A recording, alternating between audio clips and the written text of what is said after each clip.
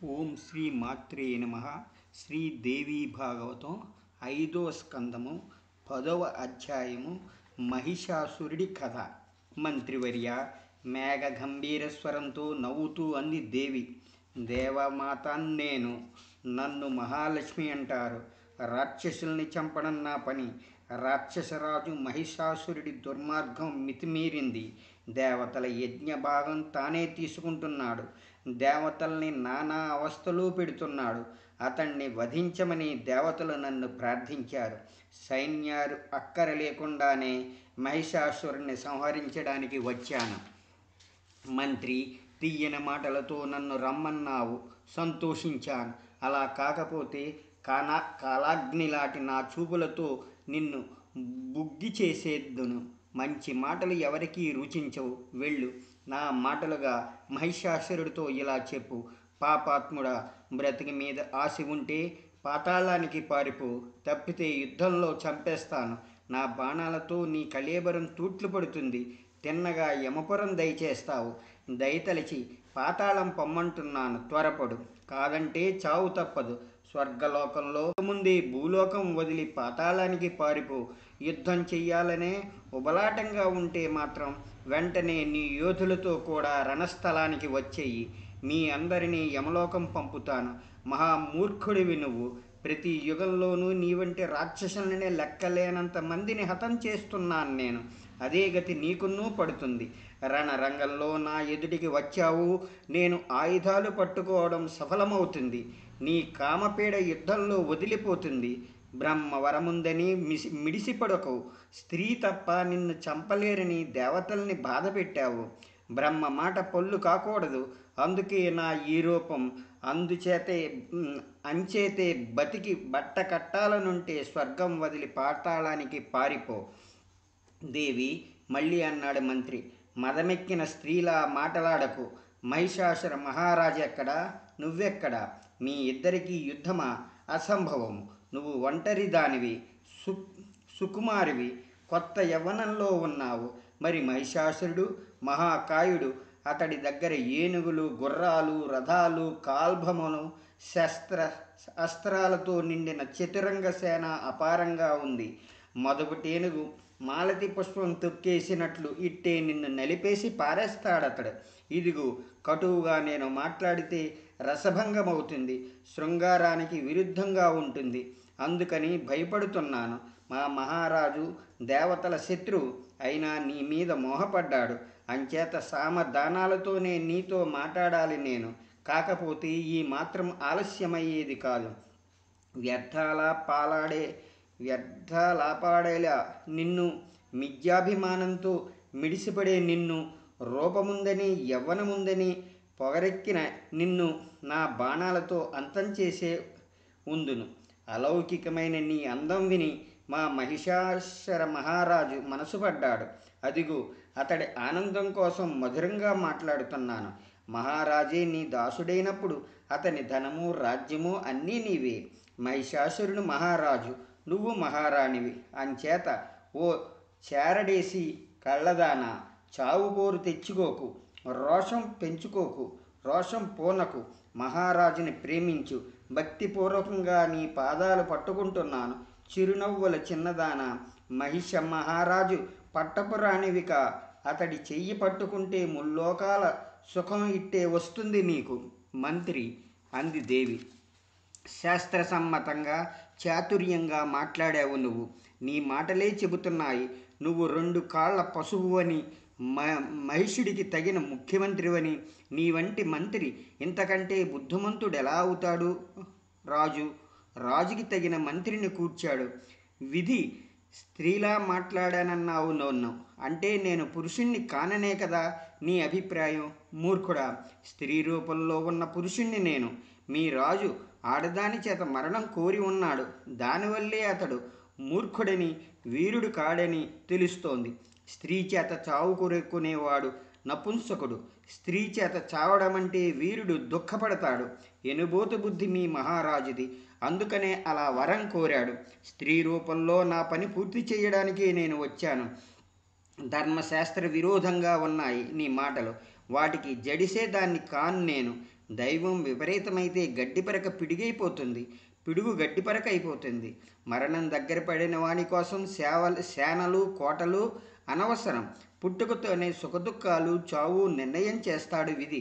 విధి ఏర్పరిచిన ప్రకారమే వస్తుంది చావు. రవంత తారుమారు కాదు.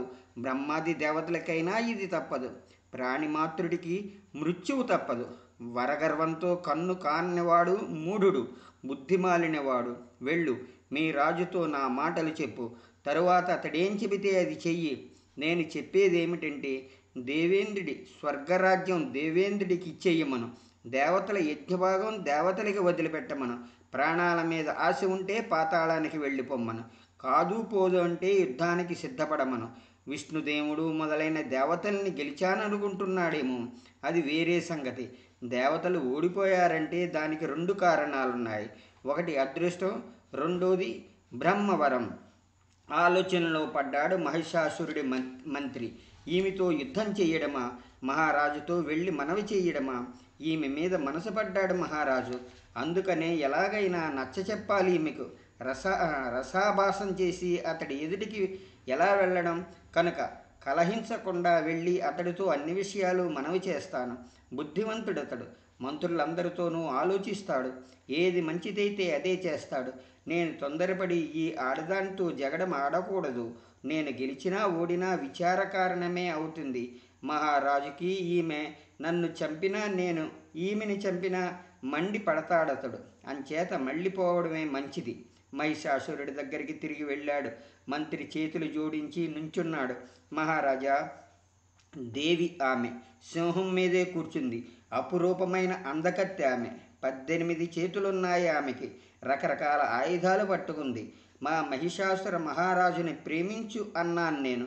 ముల్లోకాల రాజ్యానికి పట్టపురాణివికా అన్నాను. మా మహారాజుని కనుసన్నలలో మసులుకుంటాడు. మహిషాసురుడి భార్యవై మహావైభవం అనుభవిస్తావు. ముల్లోకాల సంపద నీ కాళ్ళ ముందుంటుంది అన్నాను. కస్సుమందామె వెకిలిగా నవ్వింది. గేది కడుపున పుట్టిన ఎనుబోతు మీ రాజు అంది. దేవతల హితం కోసం వాణ్ణి బలి చేస్తాను. ఎనుబోతుని పెళ్ళాడే ఆడది ఉంటుందా ఎక్కడైనా? మూర్ఖుడా, నా వంటి ఆడది ఆ పశువున ప్రేమిస్తుంది. ఏదో ఒక కొమ్ముల గేదెని కట్టుకోమను. ఆ కొమ్ముల ఎనుబోతిని. దేవతల శత్రువు మీ ఎనుబోతు రాజు. వాణ్ణి రణభూమిలో సంహరిస్తాను నేను. బతుకు మీద వాడికి మీకు ఆశ ఉంటే చప్పున స్వర్గం వదలండి, పాతాళానికి పారిపోండి. ఇలా ఎన్నెన్నో కారుకోతలు కూసింది. మదమెక్కి ఉంది. వినలేకపోయాను. ఆలోచించి మీతో మనవి చెయ్యాలని వచ్చాను. రసభంగం కాకూడదని ఆమెతో నేను తగువపడలేదు. ఇంతకీ నీ ఆజ్ఞ లేందే యుద్ధం చెయ్యలేను కదా. తనంత పరాక్రమశాలి ఎవరూ లేరన్న దురాభిమానం హెచ్చుగా ఉంది ఆమెకి. ఏం జరుగుతుందో దీని పర్యవసానం ఆలోచించి ఏం ఆదేశిస్తే అది శిరస వహిస్తాను. యుద్ధం చెయ్యడమో, స్వర్గం వదిలి పారిపోవడమో, ఏం చెయ్యడమో పాలుపోకుండా ఉంది నాకు. అంచేత ఏదీ నిర్ణయించి చెప్పలేకపోతున్నాను అన్నాడు. శ్రీ దేవి భాగవతం 5వ స్కందంలో ఇది 10వ అధ్యాయం. 11వ అధ్యాయము మహిషాసురుడి కథ. వృద్ధ మంత్రుల్ని సమావేశపరిచాడు మహిషాసురుడు. మంత్రులారా, ఉద్వేగంతో అన్నాడతడు, ముఖ్య విషయం వచ్చి పడింది ఇప్పుడు. చప్పున నిర్ణయించాలి. ఏం చేయడమో. సాంభవి మాయల ఆడదాన్ని మాయ చేసి పంపారేమో దేవతలు. కార్య నిపుణులు మీరు.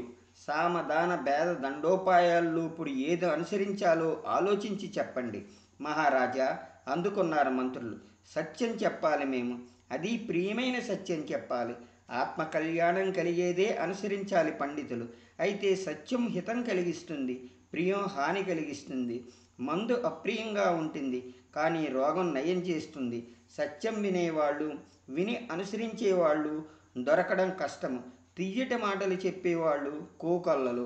అంచేత గహనంగా ఉన్న ఈ విషయంలో ఏం చెప్పగలం మేము?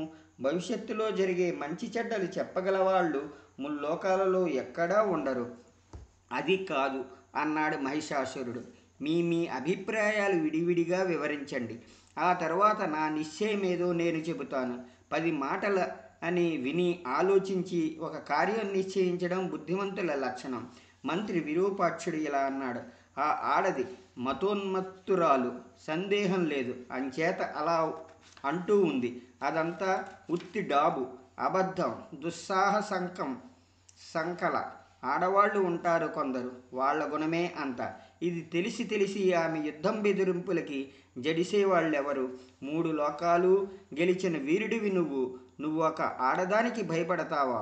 ఆమెకు లొంగిపోతే నీ కీర్తి మంట కలిసిపోతుంది. నన్ను పంపు. నేను ఒక్కడినే ఆ ఆ చండిని ఓడించేస్తాను. నిశ్చింతంగా ఉండు, నువ్వు నిర్భయంగా ఉండు. దాన్ని చంపి కాని తిరుగురాను. ఆయుధాలతో సేనలు వేసుకు వెళతాను. దాన్ని చంపేస్తాను, లేదా నాగపాశాలతో కట్టేసి తెస్తాను. దాన్ని చేస్తాను. నా పరాక్రమం నువ్వే చూస్తావు. కానీ మంత్రి దుర్గరుడు ఇలా అన్నాడు. మంత్రి విరూపాక్షుడు చెప్పవలసిన మాట చెప్పాడు. మహాబుద్ధివంతుడివి నువ్వు. నేను కూడా 2 మాటలు చెబుతాను విను. ఆ అందకత్తె కామాతురాలని నాకు తడుతోంది.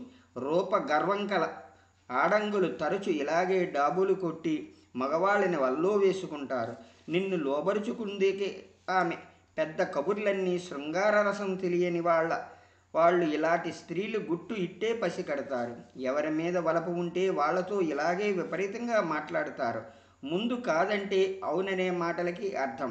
కామశాస్త్రం తెలిసిన వారికి కాని వారి మాట అర్థం కావు. యుద్ధంలో నిన్ను బాణాలతో కొడతాను అంది ఆమె. ఈ మాటల్లో ఎంతో రహస్యముంది. హేతువేత్తలకి అవగతమని ఆడవాళ్ళు కటాక్షాలే బాణాలు వేస్తానని వ్యంగ్యంగా చెప్పింది ఆమె. ఇక్కడ బాణాలంటే పుష్పాంజలి అన్నమాట. నిజానికి చూపులు తప్ప మరో చూపులు ఏముంటాయి ఆడదాని దగ్గర? బ్రహ్మ, విష్ణువు, శివుడు నీ మీద బాణాలు వెయ్యలేక తోకలు ముడిచారు. ఈ ఆడదా వేస్తుంది. ఆమె మాటల్లో అంతర్ధానం ఏమిటంటే, ఓ కామశాస్త్ర మెరుగని మూర్ఖుడా, నీ మీద నేను కటాక్షాలు వేస్తాను అని నువ్వు పంపిన ముఖ్యమంత్రి అరసికుడు. అంచేత ఆమె మాటలు తెలుసుకోలేకపోయాడు. రణమనే శయ్య మీద మీ మహారాజుని పడుకోబెడతాను అందామె.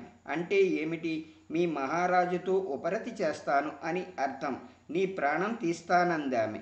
అంటే వీర్యహీనుణ్ణి చేస్తాను అని అర్థం. మగాడిలో వీర్యమే కదా ప్రాణం. ఆమె వ్యంగ్యవచనాలు చూస్తే మంచి రసికురాలన్నమాట ఆమె. నిన్ను మగాడిగా వరించిందన్నమాట. నేను చెప్పిన అర్థం కామశాస్త్రం తెలిసిన పండితులు కానీ చెప్పలేరు. ఆమె అభిప్రాయం తెలిసింది కనుక ఆమె విషయంలో సరసంగానే ప్రవర్తించాలి మనం. తీయటి మాటలు, మంచి బహుమానాలు, ఈ 2 ఉపాయాలు ఆడదాన్ని లోపరుచుకోవడానికి. మరో ఉపాయం లేదు. మదమెక్కిన ఆడది, మూతి ముడుస్తున్న ఆడది ఈ 2 ఉపాయాలతో ఇట్టే పడిపోతుంది. నన్ను పంపు. తీయని మాటలతో నచ్చజెప్పి నీ దగ్గరికి ఆమెను తీసుకువస్తాను. 1000 మాటలెందుకు? ఎలా పట్టుకురావాలో అలా పట్టుకు వస్తాను. నీ దాన్ని చేసి వదిలిపెడతాను. తామ్రుడు ఇలా అన్నాడు. మహారాజా, నా మనవి విను.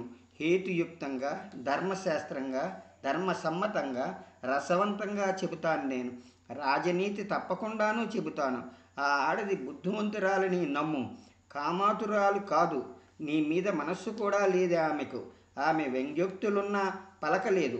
చిత్రమేమిటంటే ఆ సుందరి ఒక్కతే నిస్సహాయరాయలుగా యుద్ధానికి వచ్చింది. పైగా 18 చేతుల ఆడది. ముల్లోకాలలోనూ ఎక్కడా ఎన్నడూ కనీవిని ఎరుగం అన్ని చేతులతోనూ ఆయుధాలు పట్టుకుంది. ఇదంతా ఆలోచిస్తే కాలం మనకి ఎదురు తిరిగినట్టుంది. రాత్రిళ్ళు పాడుకలలు కంటున్నాను నేను. త్వరలో మన వినాశనం చూస్తున్నావయ్యవి. ఈ వేకువనే ఒక కల కన్నాను. ఒక ఆడది నల్లటి కోక కట్టుకుని వాకిటి నుంచుంది. దీనివల్ల నీ చెడు కనబడుతూ ఉంది. రాత్రిళ్ళు ఒక పక్షి వికారంగా అరుస్తూ ఇంటింటా తిరుగుతూ ఉంది. ప్రతి రాక్షసుడి ఇంట రకరకాల ఉత్పాతాలు కనబడుతున్నాయి. ఇవన్నీ మన మీద పెద్ద ఆపద విరుచుకుపడుతుందనే సూచిస్తున్నాయి. దానికి నిదర్శనంగా ఆ ఆడది యుద్ధానికి సవాలు చేస్తుంది. ఆమె మనుష్య మాయ కాదు, గంధర్వమాయా శాస్త్రంలోని మాయా కాదు, దేవతలు సృష్టించిన దైవ మాయ. మన 50 మందిని మోహంలో ముంచడానికి అవతరించింది.